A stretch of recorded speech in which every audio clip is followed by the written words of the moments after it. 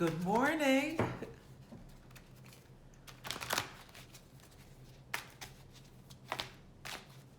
Good morning, Victoria. Thank you so much for joining. Hi, Ellie. Welcome everyone. Well, thank you everyone for joining on this beautiful Sunday morning. I hope you had a wonderful Christmas or whatever you celebrate. Oh, good afternoon. Yes, some people it's afternoon. Some people it might be evening or even a different day, depending where you're joining from. My Christmas was interesting. I had a Christmas Eve lunch outside, and that was a change and hopefully never to be repeated. But it was beautiful to connect with lots of people on the phone and online. And even though we're far and separated and it's not like we normally like it to be, we still had a good time. So I'm Celeste. I'm an astrologer, coach, and an intuitive. Thank you. I'm wearing my red blouse for you beautiful people to have a last gasp at the holiday spirit. So I'm an astrologer, coach, and intuitive, and my purpose is to bring the stars down to earth and provide practical insights that inspire you to expand your life and live your passion. So today we're going to talk about some current transits that I think are interesting, as well as the upcoming full moon in Cancer, and then I'm going to pick 3 cards for you. So just a reminder that there's some goodies in my bio. So the next drawing for the Astro Oracle reading is on December 31st. So if you want to enter that, it's totally free, and we'll do it over Zoom, and I'll pull some cards for you and sprinkle some astro insights from your chart, and you can sign up for that. You can also grab my free Sync with the Moon guide or book a reading to find out how the winds of change in 2021 are going to be most likely show up in your life based on how your chart is being activated.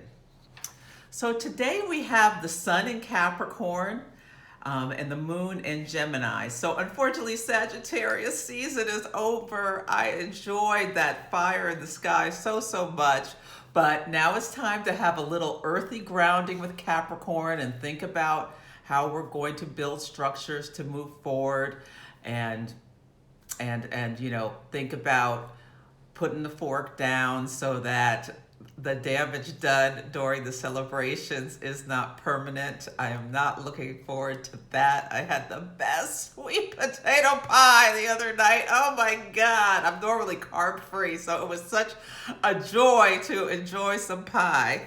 Anyway, where was I? And the moon is in Gemini, and Gemini is an air sign that brings the fun. And these 2 sides have nothing in common. They're called quincunx.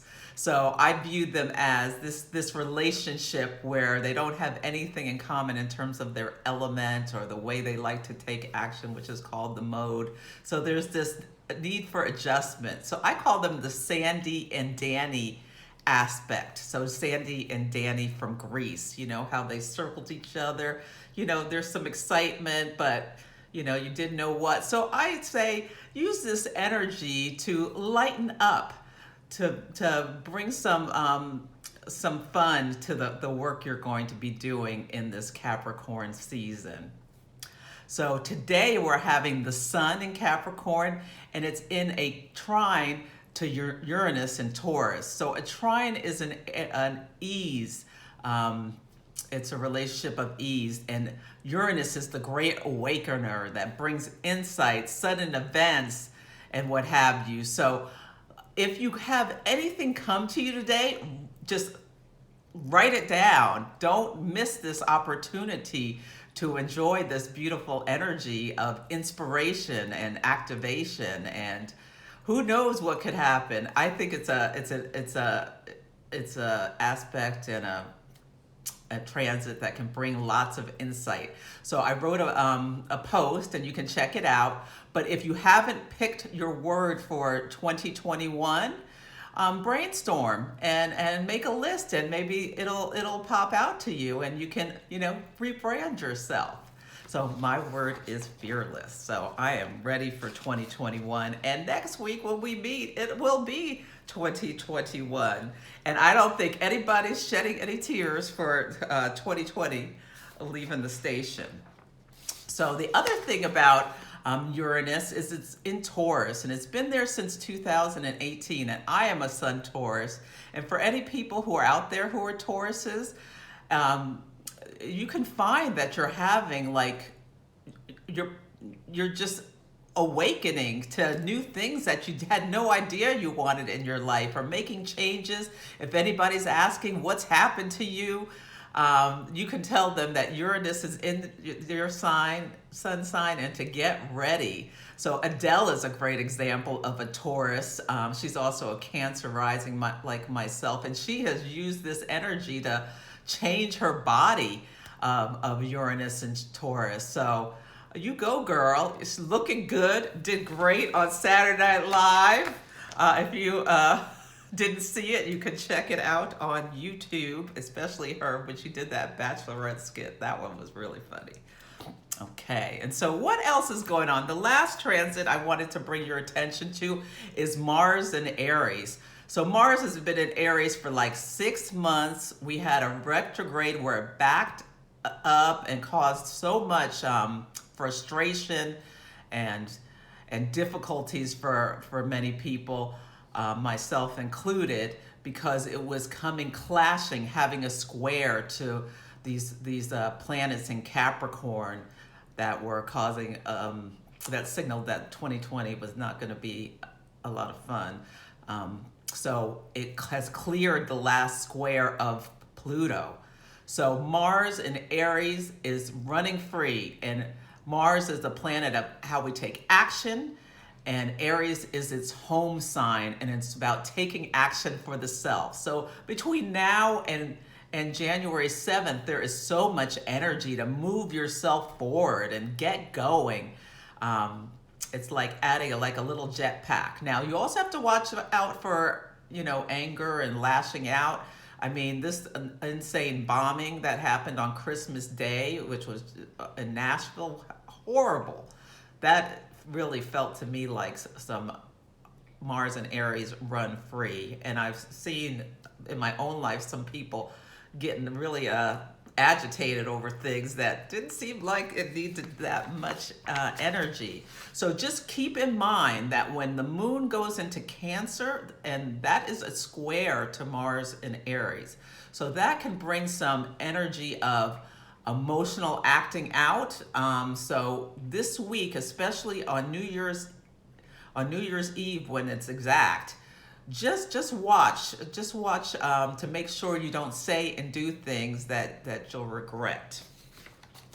Okay, there's the potential for conflicts, and emotions could fly high. So, and lastly, there's a beautiful full moon in Cancer on Tuesday evening. And we have come full circle through this year. So in January, there was a full moon eclipse in Cancer. And that was 2 days before the Saturn-Pluto conjunction, symbolizing the pandemic, essentially, and all the fallout from it. So anyway, we've come full circle. So it's time to really get into your feelings. Prepare to have yourself some chocolate or a bath or whatever you like to do. Put on some music. Just get into your feelings and have some time to yourself. Cancer is at home. The moon is at home when it's in the sign of Cancer, and this Cancer and Capricorn opposition calls for us to just think inside about how we are out in the world versus our private self, and just to do some grieving. If you want to have a good cry, you can have a good cry. It's just about being with yourself. So I'm going to pull 3 cards. Oh, and there's a lot of healing energy. So I think it's a good moon to really think about how you've emotionally moved through this year and just give yourself some love. So So I'm going to pick 3 cards, so some guidance on how we can move through this energy of the Cancer full moon. Okay. Yes, Victoria, I agree. Bye, 2020.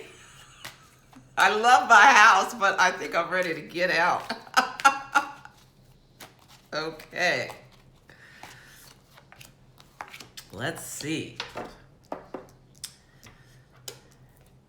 Oh, the first card is just a reminder that we're still between worlds. So as we move into 2021, there's going to be it's going to take some time for things to start, getting more back to normal, especially if you live in a city like I do, where we're really concerned about the numbers. So just honor that we're still in this between world state, but things are getting better. It's definitely feeling lighter. The energy is lighter than it was in the past. But take care of yourself. Still be careful. Wear your mask and do all the things you need to do. But just be aware that we're in this state. Oh, and the second card is there's no place like home. So Cancer is the sign that rules the home, our most private selves. This card is a call to be your authentic and true self in what you do and how you move out into the world. So just nestle in and enjoy your inner world. Ooh, and the last card, oh, I love this. It's the happy card. Now it's in protection. So this is telling us to lighten up.